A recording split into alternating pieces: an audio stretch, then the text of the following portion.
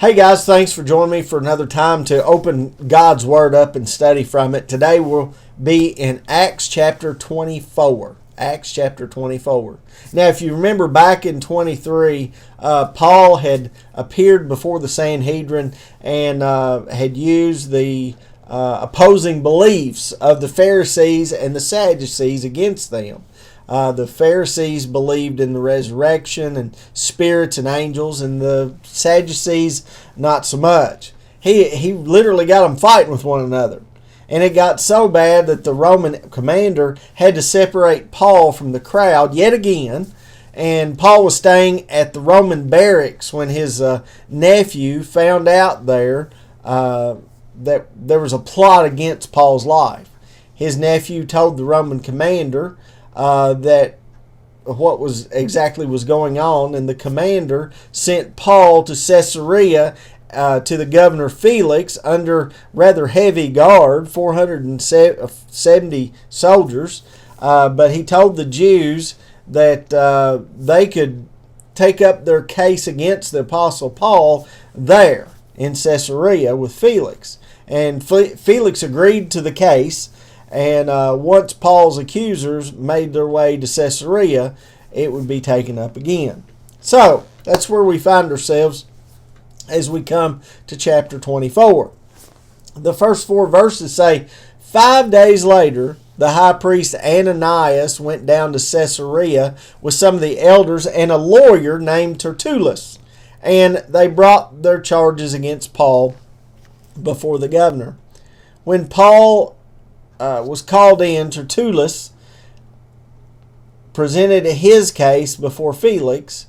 We have enjoyed a long period of peace under you, and your foresight has brought about reforms in this nation. Everywhere and in every way, most excellent Felix, we acknowledge this with profound gratitude. But in order not to weary you further, I would request that you be kind enough to hear us briefly.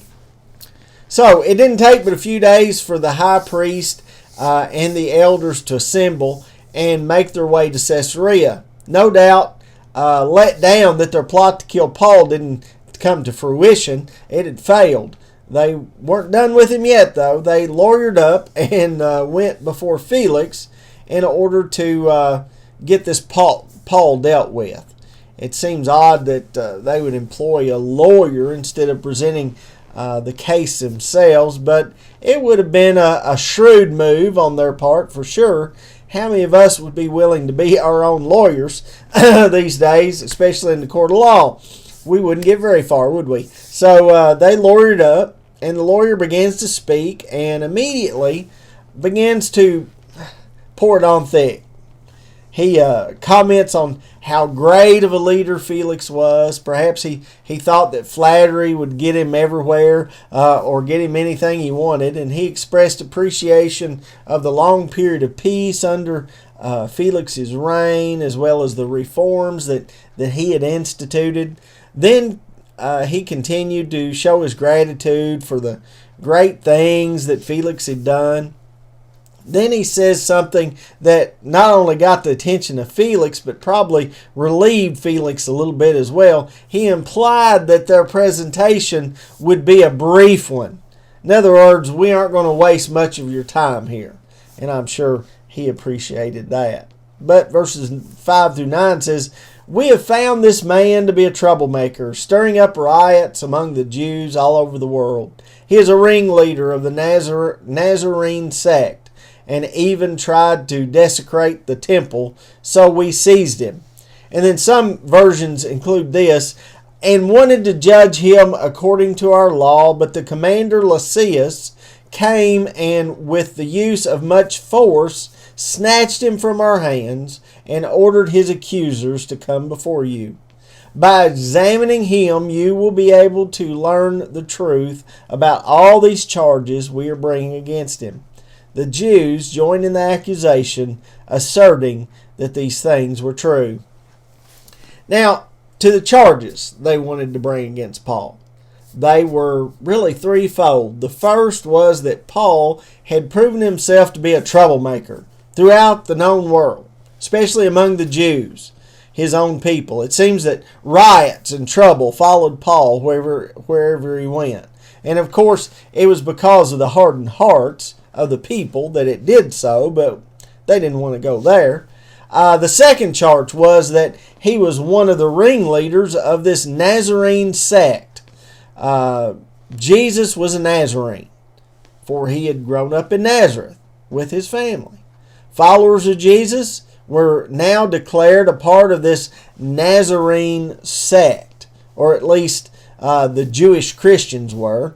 The third charge was that he attempted or tried to desecrate the temple.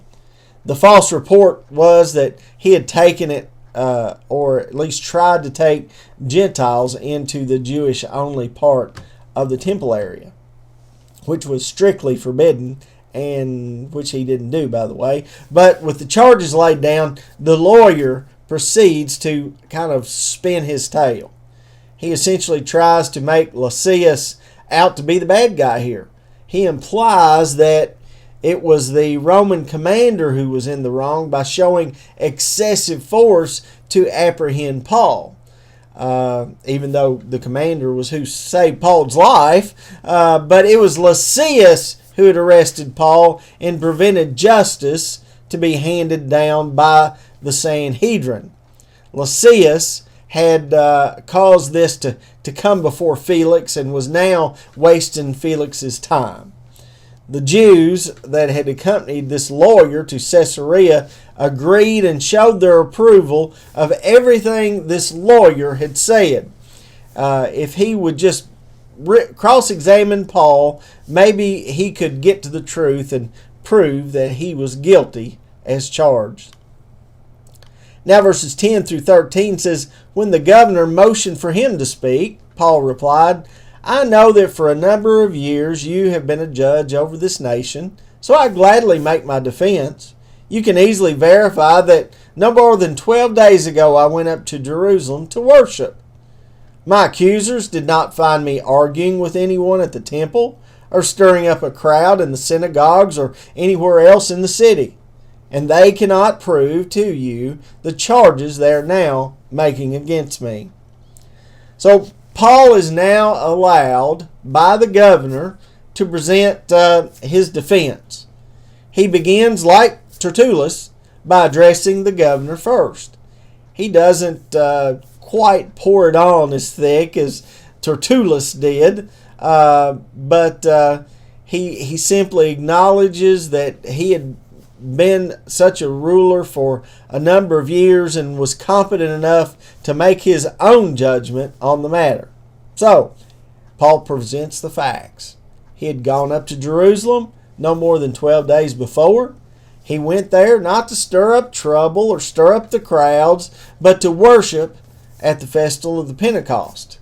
He didn't go there to argue with anyone, to cause a riot or anything of such manner. This can easily be verified, and such charges are false. They cannot be proven. If anything, it was the Jewish religious leaders that stirred up the trouble and stirred up the crowds and caused a riot involving Paul. Verses 14 through 16 says, however, I admit that I worship the God of our fathers as a follower of the way, which they call a sect. I believe everything that agrees with the law and that is written in the prophets. And I have the same hope in God as these men, that there will be a resurrection of both the righteous and the wicked. So I strive always to keep my conscience clear before God and man. So Paul admits to being a worshiper of the Jewish God, the God of our fathers. But he also admits to be a follower of the way. The religious leaders considered it a sect, but it was in fact, if anything, the fulfillment and in perfect alignment with the Jewish hope of the resurrection. It's interesting to note that the high priest and many there were Sadducees who claimed to be the conservatives of their day, but were far from it. They didn't believe in the resurrection. They didn't believe in angels. They didn't believe in spirits. Essentially, most everything supernatural, they didn't believe in at all. And this is one of the few times in the New Testament that we read that the resurrection is not only for the righteous, but also the wicked. And Paul claims that he always does his best to keep a good conscience before God and man, something he had claimed earlier before the tribunal. Verses 17 through 21 says, "After an absence of several years, I came to Jerusalem to bring my people gifts for the poor and to present offerings. I was ceremonially clean when they found me in the temple courts doing this. There was no crowd with me, nor was I involved in any disturbance. But there are some Jews from the province of Asia who ought to be here before you and bring charges if they have anything against me. Or these who are here should state what crime they found in me when I stood before the Sanhedrin, unless it was this thing I shouted as I stood in their presence.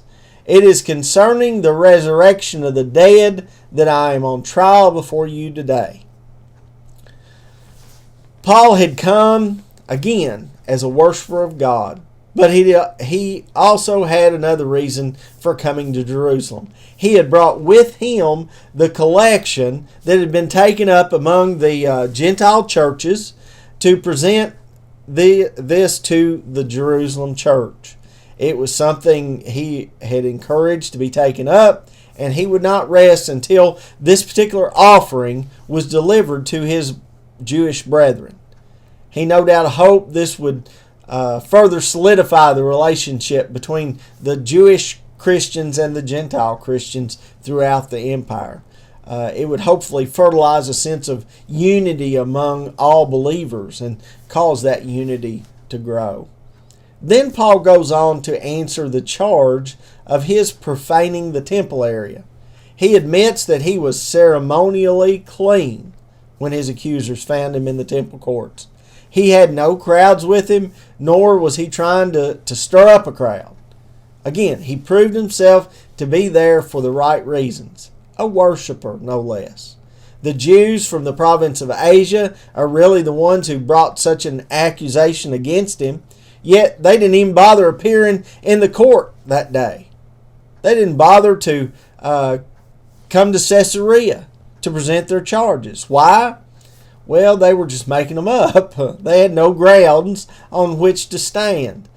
No doubt these enemies of Paul left their Asian co-conspirators in Jerusalem because, well, they were afraid of the outcome. If Felix had found out that there was no basis for these charges, he would not take so kindly for them wasting his time. The whole truth of the matter is that he was being brought to court, Paul was being brought to court because he believed in the resurrection of the dead. In other words, there really wasn't any charges to bring against him at all. He declares himself innocent. Verses 22 and 23, it says, "Then Felix, who was well acquainted with the way, adjourned the proceedings. When Lysias, the commander, comes, he said, I will decide your case. He ordered the centurion to keep Paul under guard, but to give him some freedom and permit his friends to take care of his needs." So Felix seems to already know how this case should be handled. But he adjourns the proceedings and decides to wait for a while, wait until Lysias, the commander, can come and shine some further light on what really happened there in Jerusalem. He was apparently quite familiar with the way. Perhaps he had found out from his wife Drusilla, who was a Jewess and a member of the Herod family. Don't know. We can't know for sure. But since he knew about the way, he would have also known how the Jewish religious leaders continually tried to eradicate this sect, or what they called a sect. He decided to allow Paul some amount of freedom and have his friends come in and out and minister to his needs. He was, after all, a Roman citizen, and there had been no formal charges up to this point brought against him. But it was to Paul's best interest that he was kept under guard for sure. Now verses 24 through 27 says, "Several days later, Felix came with his wife Drusilla, who was a Jewess. He sent for Paul and listened to him as he spoke about faith in Christ Jesus. As Paul discoursed on righteousness, self-control, and judgment to come, Felix was afraid and said, 'That's enough for now. You may leave. When I find it convenient, I will send for you.' At the same time, he was hoping that Paul would offer him a bribe, so he sent for him frequently and talked to him. When 2 years had passed, Felix was succeeded by Porcius Festus. But because Felix wanted to grant a favor to the Jews, he left Paul in prison." Felix was no doubt curious to know more about the way, even though he already knew about it. Or perhaps his wife Drusilla wanted to hear. One manuscript actually says that Felix did this to satisfy his wife. Whatever the case, they brought Paul before them so that they could hear more about faith in Jesus Christ. And by the way, Drusilla was the youngest daughter of Herod Agrippa I. And one commentator said that she would be probably about 20 years old at this time. Felix had convinced her to leave her husband, king of Mysia in Syria, in order to become his third wife of all things. But they listened together to what Paul had to say until the discussion, let's just say, got a little uncomfortable. He began to speak about righteousness, self-control, and then the judgment to come. Those are certainly some great lessons for all of us to understand and to learn, but it's unfortunate some don't want to hear about them at all. And certainly they don't want to hear that they're wrong. It says that Felix became afraid, so he sent Paul away, saying, "That's enough for now." I'll bet it was considering the self-indulgent lifestyle the Roman ruler was accustomed to. I bet you it did make him a little uncomfortable, and that was enough for them. I'll give the Roman governor some credit, though. He continued to call for Paul from time to time, but his motives seemed to be far from sincere. It kind of footnotes that he was hoping to receive a bribe from Paul in the process, but no transaction took place. He kept Paul in custody for 2 years. It was long enough that Felix himself wore out his welcome as the governor of Caesarea. It seems he had used excessive force during a civil war between the Jews and the Gentiles in the area, and he was eventually recalled to Rome and probably would have suffered some pretty harsh punishment if it weren't for his brother speaking up for him. But he was succeeded by this Porcius Festus as the governor of Caesarea, and Festus was not as friendly to Paul as Felix was, and this provided circumstances that essentially reopened the case against Paul. So that's as far as we get in chapter 24. So tune in again for chapter 25 next week. Till then, may the Lord keep you and bless you and give you peace till we can meet again and study His Word.